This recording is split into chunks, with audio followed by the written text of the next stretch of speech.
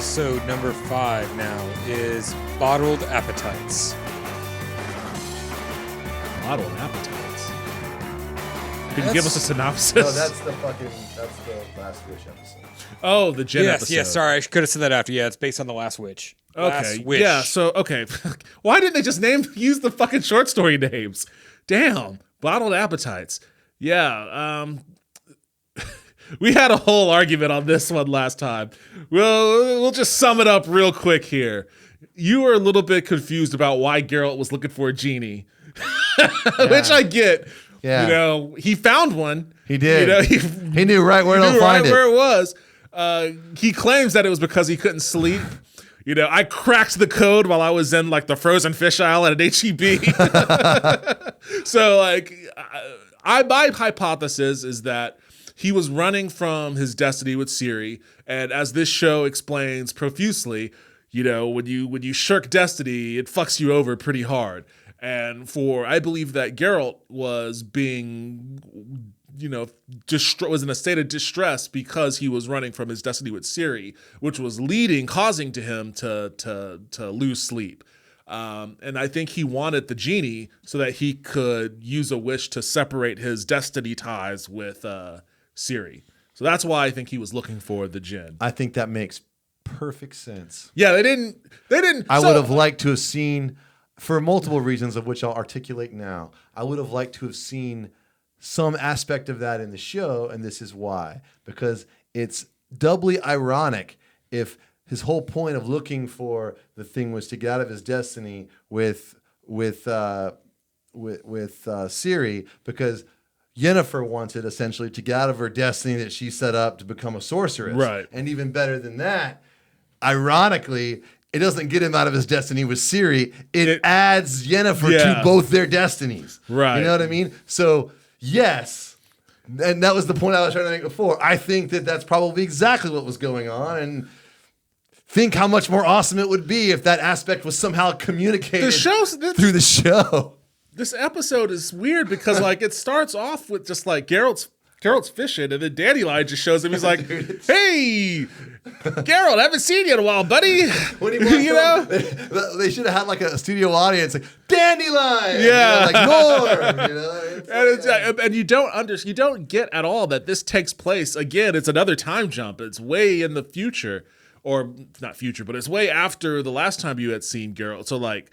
It's again like it's important to understand that a lot of time has passed here, and you know Yennefer tries to steal the genie, and she wants to take its power so that she can, you know, it's revealed later in a later episode that she wants to have a baby. Like the process of getting hot, which is what she did in the Striga episode, which was the most annoying part of that episode, honestly. Like, why detract from the drama of Yennefer going through such a heinous process? Like that looked terrible. Like she was strapped down and all of that, and like it's a big character moment for her. It's a very important moment, but you're intersplicing it with Geralt fighting a Striga.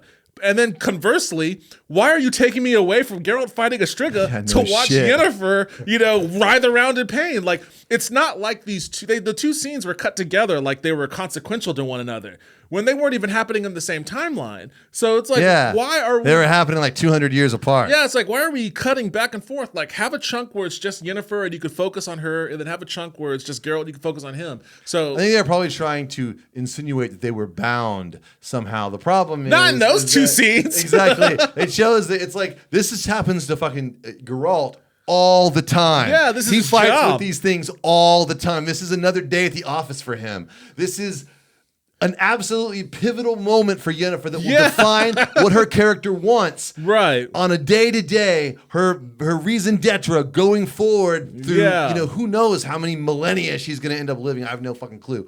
But yeah, it was just not the time. Not the time or place. You end up undercutting both moments. Yeah. We're really... I imagine if I was watching this and I had worked on this show, I would fucking be like, fuck you! You know, Oh, why don't you get a job as a writer in Hollywood, dickbag who lives in Austin? I think we're being a lot kinder to the show than a lot of other people that have been talking about it. Yeah. But anyway, so because she went through that process, she can't have a child. So her whole thing is she wants to get the genie to have the child, whatnot. You know, there's a snafu that turns out that Geralt's the one with the wishes, not Dandelion. She tries to kidnap Dandelion and whatnot. But as she's trying to absorb the djinn, because the djinn is still tied to Geralt, she can't fully absorb it or whatever. So I don't know if she's trying to absorb it. Yeah, she has all the that is real weird. She's doing a lot of writhing around. You know.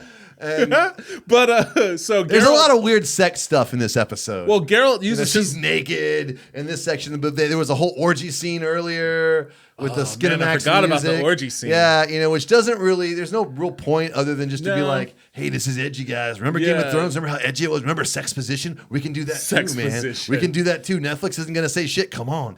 Anyway, so there's that scene that's completely superfluous as far as, you know. I mean, all it really tells us is that Yennefer's some kind of weird sex offender. She's basically... No, she is. I mean, she totally is. She you is. know what I mean? She's definitely a weird sorceress rapist or some sort. She is. She's a sorceress rapist because Yikes. all those people, it was No, they men were not- and women. There Yeah. was no consent involved. No, they were seemed unwilling because as Yeah. soon as she dropped it, they were confused Like, and what the scattered. fuck? Yeah. Yeah. you know? So And that was played for like, you know, kind of laughs, I guess. yeah, I you know? guess. And she also like Yeah, she yeah. forced Geralt to do some weird shit too. So you know. Yeah, she has a bath scene with him. You know what I mean? Well, no, I mean she puts him under a spell that he wakes up in a prison cell because like he made her do a bunch of weird like he went out and assaulted a bunch of people that had offended Yennefer at some point in the past.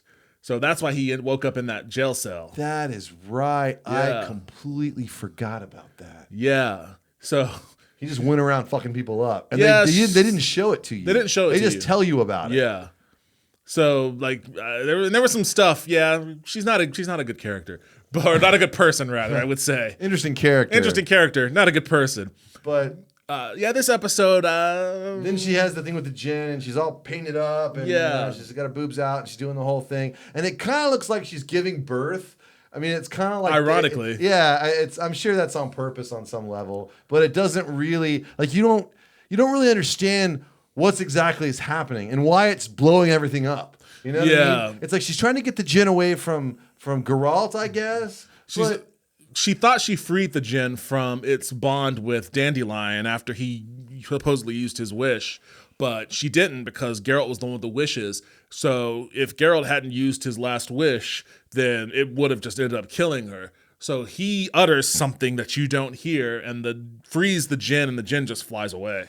Yeah, the thing is though, is that again, just a little bit of how djinns work would have been helpful here because it's like I still don't really understand. Like it seems to me that Geralt could have used his wish, and she could have been like, "Okay, listen, I want that fucking djinn." You know what I Yeah. mean? And which one of you's got it? I'll heal him, but I need to know who's got the djinn. And it's like, okay. And I'm not quite sure why she did all the subterfuge. Yeah, and if Dandelion had been like, I think I do, and you're like, okay, well then use your wishes or wish your last wish for me to have the djinn now. You know what I mean? Anyone who's ever thought about wanting to have wishes has all kinds of like mental lawyer gymnastics ready to go, and it's like. But they don't do any of that. There's not even like, you know, it's like, well, I could have the djinn. Okay, well, you wish for me to have the djinn now. You know what I mean? Or you know what, even better, wish that I could have kids. I'll heal him, but one of you two's got the djinn. So Right. both of you wish that I can have kids. Fucking, we're done. Episode's over. You know what I mean? Episode and the fucking series. Yeah, I mean, it's just like, dude, really? You gotta, it's like, Yeah, this wasn't the best episode, but it wasn't the worst. It was just one of those middling episodes that was a decent attempt to adapt a fairly decent short story.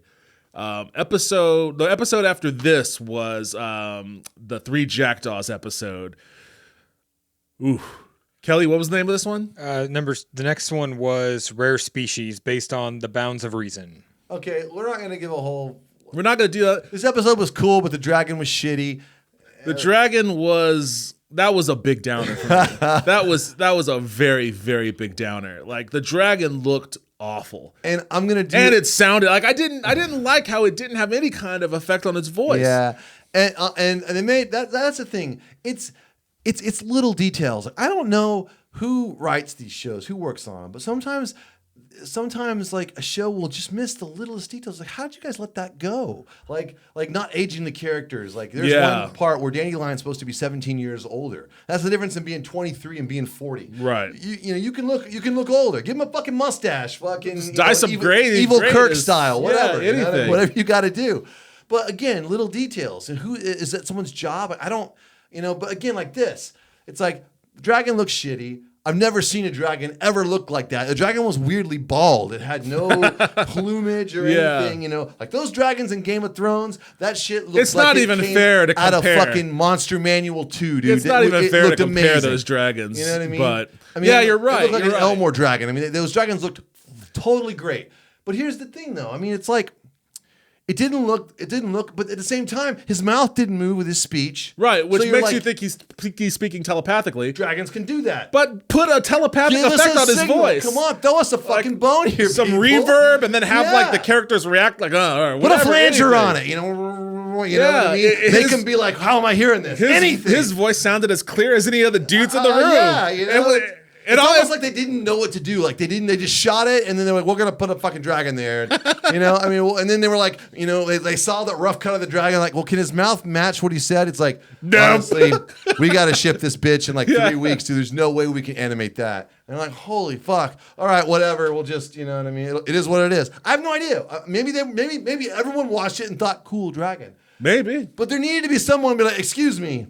First off, you guys watch Game of Thrones, right? You saw that. Those guys, they do that for a living. Well, they were not working with a Game of Thrones budget here. But they're out there. But they should have known. They're out there. They should have known, like, okay, which episode is the dragon going to be Yeah. in? This one? All right, we're going to have to budget to make that dragon at least look as starting now. Yeah. It's like, call those guys from Game of Thrones. Be like, okay, we need a dragon. You can actually use the same static mesh. We don't even give a shit. But Well, they can't use that mesh. Make it gold. But I'm pretty sure I could find a dragon model on Turbo Squid that looks at Better the than that one? very least the same as that one. Yeah, it's like, and then just doctor it up a little. Put a gold texture on it. Have the fight take place at night so it's dark and shit. Yeah, that would have worked. Yeah. The cave could have been dark. Yeah, Just exactly. like in The Mandalorian, those fucking things that came down. Yeah, in the the night, creatures those things look completely real. Yeah. You know what I mean? Make it be at night. Give them some cool glowing eyes so we can see through the darkness. Whatever. Yeah. Who gives a shit? Not that. Not what you did. Someone could have been like, hey man, I don't know. Yeah, I was vibing on this episode in general because I do love that short story. I love the character, 3 jackdaws and the 2 Zeracanian women and all of that. And that was all awesome. And the dwarfs were great. I love Yarpen Zigrim. Like, he's a great character, and I can't wait to see more of him in the show. But man, that moment just looked so Hercules, the legendary journey. It totally did. That it was like the other dragon looked shitty too. Yeah, the dead one looked even shittier. Like, I said this in the previous one. Whatever you guys got to do, man, you can build it, make it practical. Yeah, get a bunch of those fake alligator skin coats and put it all over on like a chicken wire, chicken wire in the shape of a dragon. Make it wet and then put it in the shadows. Make it wet, put it in the dark. Yeah. Come on, man. That shit matters in this kind of stuff. The bar has been set. I guarantee you that fucking Amazon Lord of the Rings show is going to look fucking amazing. You know what I mean? And I think that because that's coming and because this show is very popular, like, I think that second season is going to get a bump in the budget. It would have to. It would have to. All right, Kelly, I think the episode after this, the 7th one, that's the retelling of the first. We're not going to talk about that one because it's just a retelling, but what's the episode called? Episode 7 is Before a Fall, based on something more. Before a Fall. What did a Japanese game studio name these episodes? That's what it's Before a Fall, based on something more. Chevrolet Elvis, Infinite Undiscovery. Based on something more. All right. Well, that's just basically a retelling of the first. I'm sure there's some serious stuff. Actually, can you give me the recap of this episode so I can know what happened outside of the Geralt thing? Is that like a big paragraph? Well, yeah, it's like the Wikipedia thing is like a one full paragraph for each one. Oh. It's all the names I can't pronounce. Oh, okay. It doesn't matter. I just wanted a brief refresher on what happened outside of the Sintra stuff, but. Yeah. No worries. It wasn't consequential, clearly. Well, so Geralt goes to Sintra. Well, yeah, and that's where the serious stuff. But what was Yennefer doing? Yennefer was talking to the mages, trying to figure if they were going to fight Nilfgaard. You know what I mean? And in the final episode, they actually fight Nilfgaard. This is all the talking about it. They meet at the. Was that the episode that introduced Vilgefortz? Yes, possibly. Okay. Or that was where, possibly introduced in the end of the previous episode, but then he. So there was a scene where Yennefer is sitting in a tavern or whatever with Istrid. After they hadn't seen each other in a while, Istrid had left Artusa. He's doing some work with somebody else, and she's trying to get back with him, but he's not having it. Yeah, Istrid is like, he's kind of like an Indiana Jones type dude. He's like, or he's like the doctor from, he's like Sam Neill from Jurassic Park. Yeah, he's the Witcher version of that. Yeah, and you mentioned him earlier. Like there is a reason why that character exists, and there is something they're building to. Oh, really? Okay. I don't know why they didn't get to it in this season. Like if they weren't going to get to it in this season, then there was no reason to have him in here because he's not really a super consequential person in the books. He's part of a short story in Sword of Destiny, I believe, but I feel like he kind of muddled up Yennefer's time, like her storyline. A little bit, yeah. He's just like, I mean, the guy did a good job. No, stuff. It's just like she's talking to him, and I understand that they're both spying on each other, but it doesn't really play that heavily into what happens. No, because they forgive each other. Yeah, and really it's quickly. Kind of like, I mean, I guess he's there so Yennefer can be like, come back and let's do what you wanted. Maybe he can be like, nah, dude, that ship has sailed. Yeah, I mean, I guess that's why he exists. But I mean, I don't know. I could explain it. It might be a spoiler for season 2. Yeah. So I think I'm just gonna leave it where it is. Hopefully they turn it around. But there was really no reason for that character to be there. Yeah. Last episode. All right. The last one. This is funny. It is called The Beginning's End. Sorry, I'm trying to get the camera messed up. What's up? I think I lost the webcam. No worries. Just there it is. Sorry, I want my screen time. Damn it. Not really. Sorry about that. Episode 8 is called Much More, based on Something More.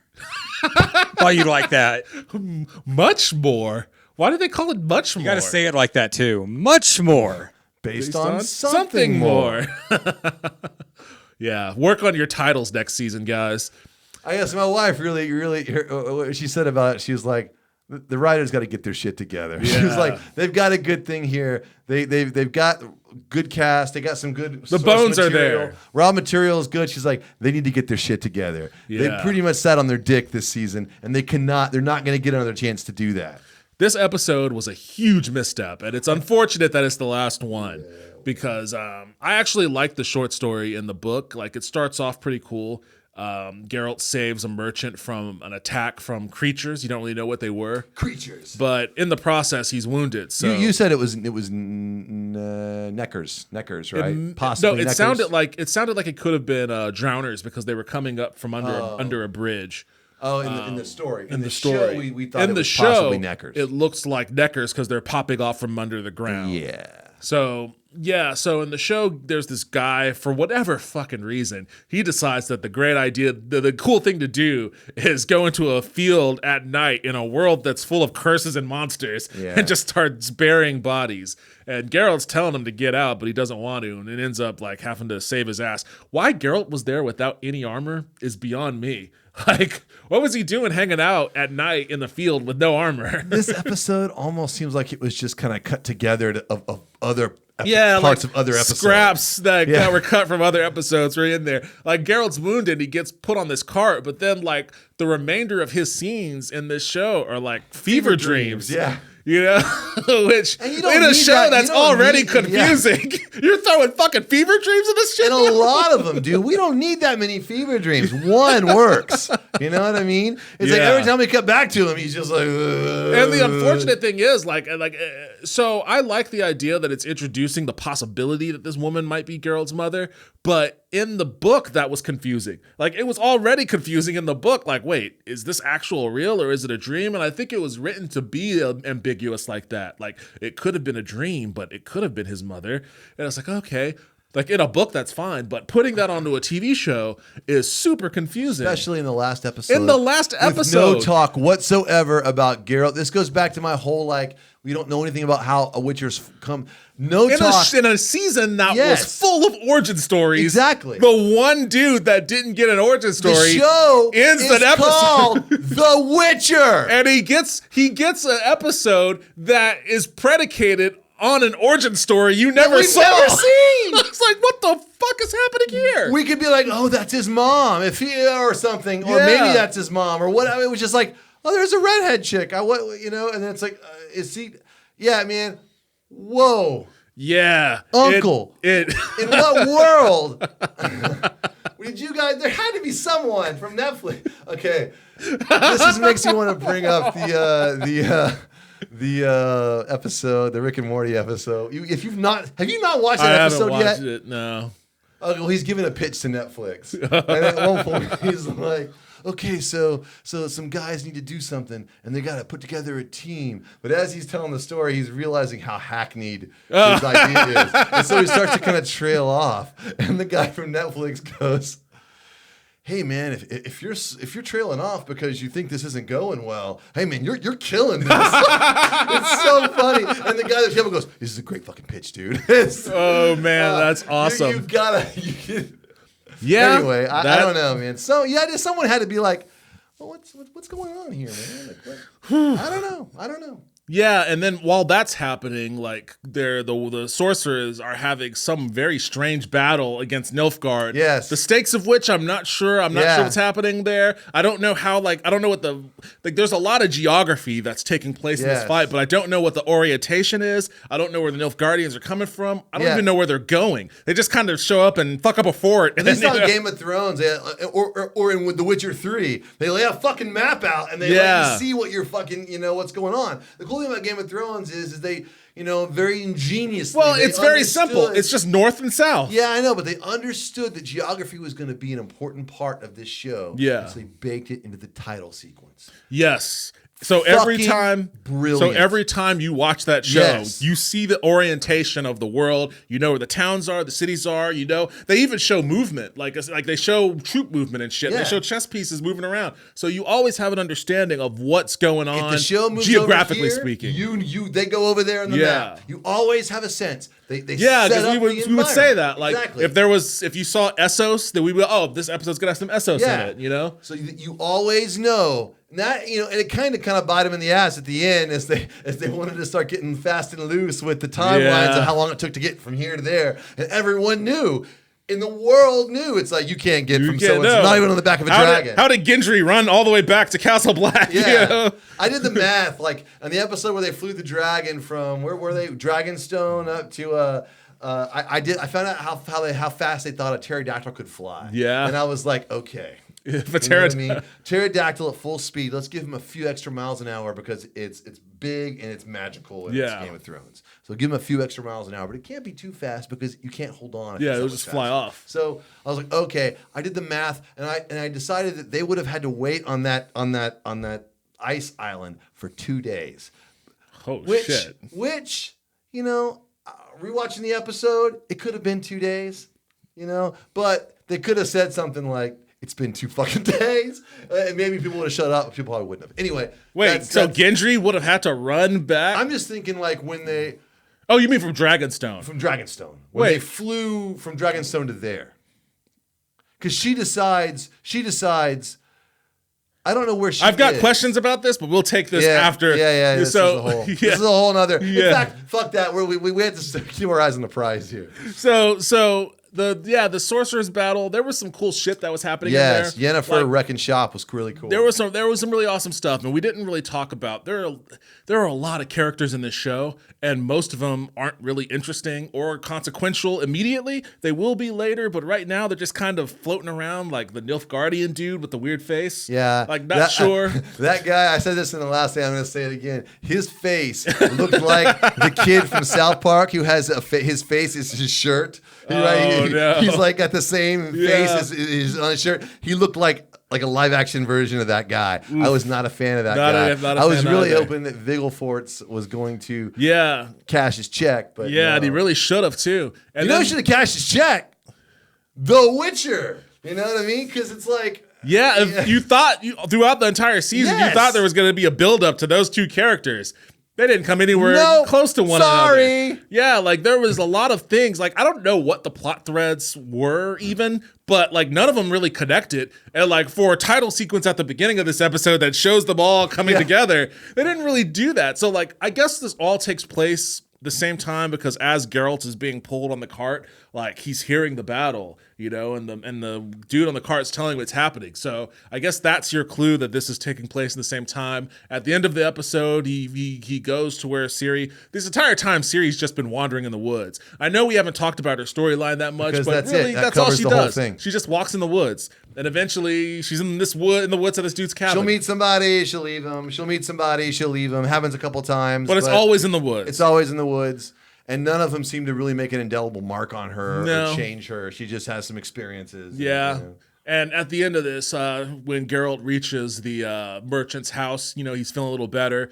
You know, the merchant, for whatever reason, the merchant is the one that offers the child surprise or whatever. Which they don't even really give you they don't give you the payoff of that. Well, I Yeah. believe that it was supposed to be Ciri. Like, that's his destiny. Well, no, like, I think it's totally supposed to be yeah, Ciri. like, but he surprise, even randomly- this child surprise he is fucking randomly- Ciri. Yeah, well, that's it. That's exactly it. Yeah. But it's like, does he even know that's the surprise? Does he know that, you know, I mean, it's because he finds her in the woods after he just jumps off the cart and Well, runs no, he towards does. the battle. That's why because when he's on the cart, he overhears the woman saying, because he knows that this merchant is gonna try to child surprise pay him or whatever, or law of At this surprise. point, It's he's not like, always I don't a want child. your kids. Yeah, but he knows that that's what how this merchant's trying to pay him. When he's on the cart, he overhears the wife saying, "We found some girl. She was lost or whatever." Blah blah blah. And that's when Geralt was like, "Oh shit!" Like he has this connection, so he knows like, "Oh shit, this is Ciri." That's why he gets up and runs off in the woods, and they meet and they hug and whatever, and he has his line, and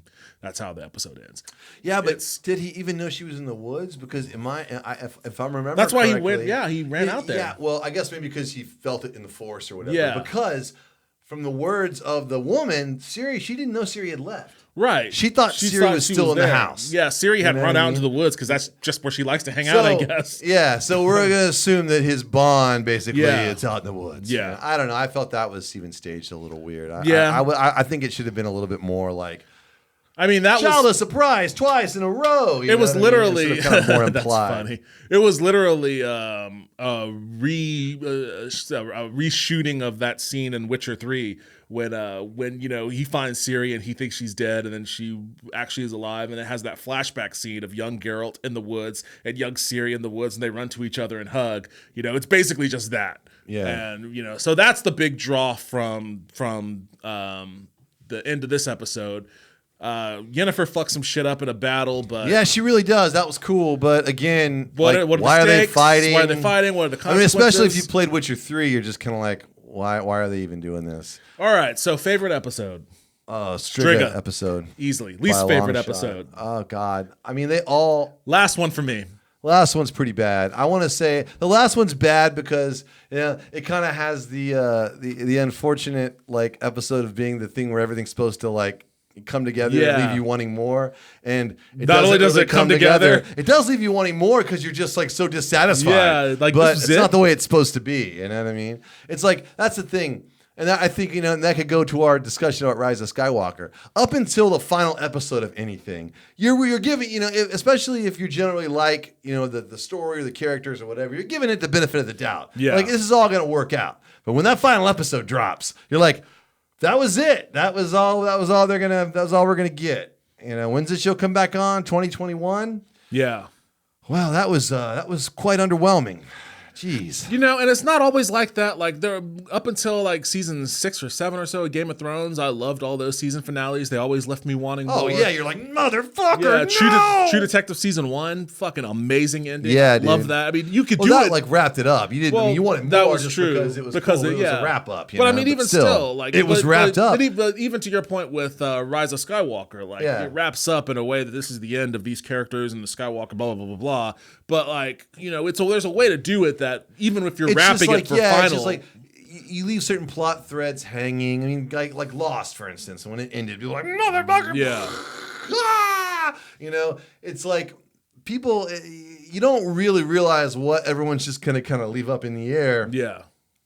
Until you see the final episode. But then the same thing with Game of Thrones. The Game of Thrones shit ended, and people were like, nah, what about this? What about that? They should have left more hanging in the air on that one, honestly. Yeah, they there was some probably pretty should've. ridiculous end tying going on, but And that's the thing. It's like there was a lot of ridiculous in time going on in Rise of Skywalker. Yeah. I think it's there's an art to knowing what to leave and what to tie. The irony here is that there is no in tying at all at the end of The No. Witcher. Not even a little bit. Not even one. Well, that's the thing I think that's a little more frustrating in The Witcher is that you've seen what works in the episode. I think everyone almost unanimously agrees you could see what was the coolest part or what really worked. Favorite character is obviously The Witcher. Yeah, Geralt. And Henry Cavill knocked it out of the park. There's a reason the books are called The Witcher. Yeah, like I mean, and as much as they tried to put a lot of other weight and consequences on Yennefer and Ciri, and they're great characters too in their own right, but they're not. They were very obviously like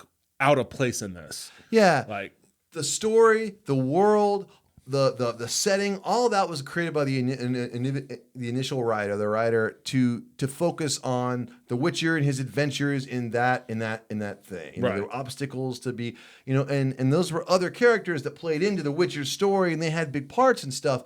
But it was a build up to that. That was a natural build up that if they had adapted in that way in this season, then you wouldn't see any of those characters until season 2. Or you would see Yennefer at the end of season 1. You wouldn't get Ciri until like season 2 or the middle of season 2 or whatever. But that's the thing. And again, we mentioned this earlier. I do think that the showrunner wanted the women to have as much prominence and as much space and screen time and all of that. And that's commendable. And because they do in the books. But that doesn't come until later in the book. So pulling them out of their timeline or out of their time frame and telling this story in this weird, convoluted way and doing it in such a way where you're cutting scenes in and taking parts away from the really important or really cool Geralt moments, like that causes that's a shortcoming for this. Well, that for and this the show. moments that set up, why we're here. Yeah. That's the thing is we don't actually get to see the Witcher be the Witcher that much. You know what I mean? Doing his thing. That's what I was saying. If you played the games, they would have just gotten a sense for what it is what was so attractive about the books, what was so attractive about the games. They didn't, they can still adapt it. It's the same thing, but it's like, actually, there's really something to be said for him showing up, encountering monster things, solving mystery. Well, that's the funny part is is because that's what the first 2 books are. Well, exactly. If you're gonna adapt the first 2 books, then just adapt the first 2 books. Yeah. And they might have come under fire for, that there weren't any, even Mandalorian came under fire that by episode 4, people were complaining, that there were only like 3 paragraphs of dialogue were by a female character or whatever. It's like, yeah, but by the Mandalorian standards, that's actually quite a bit of dialogue. Yeah, the dialogue. Pedro Pascal barely says anything. Yeah, there's not a whole lot of talking in there. But then, Cara Dune shows up, and the armor is bad. I think most of that stuff, kind of died down. But that is a concern when you're making these shows. That maybe they really felt it's like we can't just. That could have been from the very beginning. I always say I'm always really interested to know what their rules are when they start something like this. Yeah. You know what I mean? It's like they went with a female showrunner. You know what I mean? So it's like they want that extra perspective to the source material. They probably thought the source material was sword and sorcery, tough guy fucking shit up. You know what I mean? Having sex with sorceresses here. The game certainly. Well, there's not less than a C cup in that game. That game has a particular perspective. The game, it's a funny thing. It's definitely geared towards the male perspective, but the game still too has a lot of prominent women playing really prominent roles and all that sort of stuff. So it's not like it's a thing that isn't there that they have to invent for the show. It's just that you got to be a little bit more patient, a little bit more deliberate with how you introduce all those elements, because even as they're introduced normally, it still gets a little confusing. It's still a little overbearing. But Kelly, before we wrap this, I'm going to ask you, what are your thoughts on The Witcher? Had a quirky sidekick. I don't know. Yeah, we didn't even talk about Dandelion that much. I think his character was awesome. Yeah, he was great. Catchy song. Yeah, So, are you on that end of the spectrum where it's like you're not a big fan? No, it's usually not my sort of thing I stray into. Yeah. And I remember watching it in 2 chunks. I feel like I watched the first 4. I feel like I was definitely paying attention a little more. Yeah. And I think when I logged in for the second one, I was already starting to kind of slowly tune out. But that's just personal, me. I don't think it's that personal, man. Okay. I think that just might be a fault of the show. I mean, you liked Game of Thrones, right? Yeah, and maybe this was just like a little too much in the, fantasy area for me usually. Gotcha. Well, it was fine. What I saw was, when I paid it, it was fine. Just, not my bag. Yeah, it's either, I can see that. it is a polarizing show in that regard. Like, there are a lot of people, and it may not even be the people that you would expect it to be. There are a lot of people that love the show, and a lot of people that, can't fathom why anyone would like the show. It's a sword and sorcery show. It's a sword and sorcery. It is very much so in the vein of a Hercules legendary journey or Sam Raimi's adaptation of the Sword of Truth books, that show Legend of the Seeker. I never saw that. I used to watch that one too. It's a lot like that. It's like the grown up version of those shows, basically. Yeah. But I'm hoping that season 2, they get their writers' room settled. They figure out. I think maybe now that all the characters are in the same timeline, that'll help things. See, part of me thinks that season 2 is not gonna be the cool stuff that we want to see. It's gonna be more Game of Thrones style, kind of like intrigue. It'll be more linear because she said it's gonna be more linear. I'm sure that she got a call from someone on Netflix after the forums and everyone's going nuts. It's like, listen, this has got to be more. There's got to be more. There's got to be more intrigue, and there's got to be more. It's not ever going. If you wanted a Witcher style mini side quest sort of investigating monster of the week sort of thing, your best bet was going to be the adaptation of these earlier books. That's flown the coop now, so that's not what it's going to be. I think they're gonna go for Game of Thrones. Yeah, like not multiple timelines. It's gonna be on the same timeline, but we're gonna have Nilfgaard as the Empire movement. I'm sure they're gonna get into Redania and all the various kings. There's gonna be a lot of that, and there's gonna be that's not really. I don't really think that's what The Witcher is so much. It's not its strong point, But so I mean, we'll see how that works. We'll see how it works. But I think that's probably where they're at because again, they know that can be successful. Yeah, you know what I mean. If they could just get the right combo of lovable characters, I think Sword of Damocles. All their characters are fine. All the actors are fine. Just get the story together. Just figure out. And a thing that I wanted to touch on and didn't get time to, we got to wrap this up. But like, this season did not have a clear and defined villain. Like, and that I think really hurt what the direction was. Well, I think in a long arc show, it's kind of a problem. You know what I mean? But I mean, I guess the guy from Nilfgaard. Well, the Nilfgaardian Empire is kind of supposed to be. But it's still very vague. You don't know what they are. You don't know where they're coming from. You don't know what their ambitions are. You don't know what they're coming after. Like, they're just wrecking shop. And they make some comments about the Emperor, what I mean? But they don't make enough, especially knowing what I know about who he is and all that kind of stuff. Like, there's a lot that they built up off of the, I guess, assumption that they'll have 3, 4, 5 seasons to really draw it all out. I guess. But you should have put some of it in the first one. Like, this is still a season of television. Like, give us something here. I don't know. To me, they could have saved like some of the long arc villainy stuff, for season 2 if we had just gotten just a hell of a ride. You know what I mean? Yeah. Just a hell of a ride setting up who the Witcher is, what he does, meeting Dandelion, and like becoming famous through Dandelion's work and his adventures. Right. And even, meeting Yennefer, but meeting her when he meets her in the short stories. Maybe they have some adventures together. But similar to the way that like, Kira Metz would accompany you in Witcher 3 for a while. You guys would have an adventure together. And it was almost like Indiana Jones, when there's like just some random person. Yeah, there would be like a girl would be with Indiana Jones with had a different girl in all 3 movies, on the adventure. And there was an aspect of that to Witcher 3. There was parts where you're adventuring with Triss, and there are parts you're adventuring with Kira, and parts you're adventuring with Yennefer. They could have had it more like that, but still in the context of like, we're doing this, and you get a little bit of sense of what that might have been like in the Striga episode and in the Gold Dragon episode.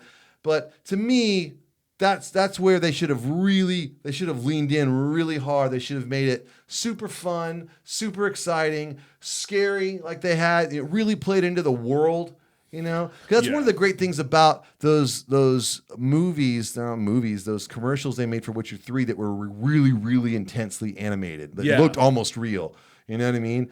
They did a really good job, even in those settings, of kind of creating the world of The Witcher and what he does and what's you know, what it looks like, what it feels like. You know what I mean? Like the episode with the Brexa, you know, it's very much like a classic Witcher, what he goes to do. You know, he gets there. They have a little back and forth. I mean, I think they're going to have the ability to do that. Again, I think that's a lot of that is just contingent on budget, I think.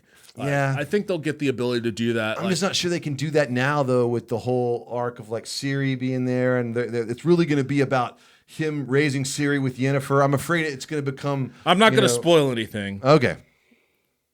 I'm not going to spoil anything. Okay. So let's just leave it at that. All right. Thank you for joining us. I don't know what we're going to talk about next time. I think actually Kelly and I, we watched in the lead up to the new Gretel and Hansel indie film, we watched, I think 2013. Movie looks terrifying. It looks interesting. Like I like the director a lot. Oh, he's made 1 or 2 movies. What else has he made? Black Coat's Daughter. Well, smaller horror movie from a few years ago. That was that was a Netflix one, right? No. That was actually another movie he has with a longer title. I can't remember. Oh. But Black Coat's Daughter is a different indie one, which is pretty good. Okay. Yeah, but in the lead up to that, we watched Hansel and Gretel Witch Hunters with Jeremy Renner. So if you want to join us to talk about that. I haven't seen it. I have to watch it. How did Vin Diesel not make it into that movie? Oh, I have no idea. But I did watch The Last Witch Hunter a long time ago. I know. That was his character in Dungeons and Dragons, I guess, is a witch hunter. Yeah, that's what that movie was loosely based on. But I gotta hand it to Vin Diesel, man. You know, it's like he makes these like meathead like car movies, you know, and then he makes movies about his Dungeons and Dragons. He's a big D&D nerd, man. We got to get him in a room with Henry Cavill. All right, join us next time, everybody. Take it easy.